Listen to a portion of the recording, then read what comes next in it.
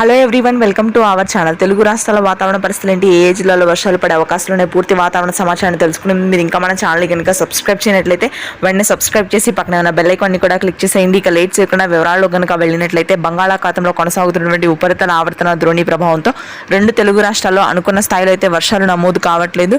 ముఖ్యంగా మనకి మధ్యాంధ్ర అదేవిధంగా ఉత్తరాంధ్ర జిల్లాలో అయితే ఉష్ణోగ్రతలు భారీగా పెరిగాయి.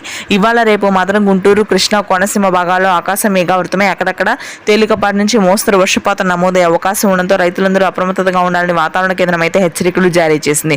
తెలంగాణ వ్యాప్తంగా కూడా ఏప్రిల్ 19, 20, 21 తేదీల్లో భారీ వర్షాలు నమోదు కానున్నాయి.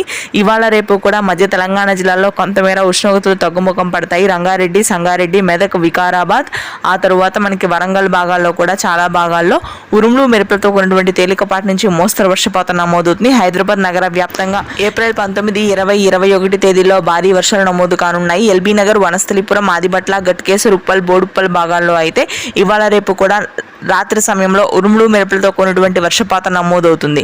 ఉత్తర తెలంగాణ వ్యాప్తంగా 44 డిగ్రీల రికార్డు స్థాయి ఉష్ణోగ్రతలు నమోదవుతున్నాయి. రాయలసీమ జిల్లాల్లో కూడా భారీగా ఉష్ణోగ్రతలు పెరుగుతాయి. ఇది ప్రస్తుతానికి వెదర్ అప్డేట్. Thank you.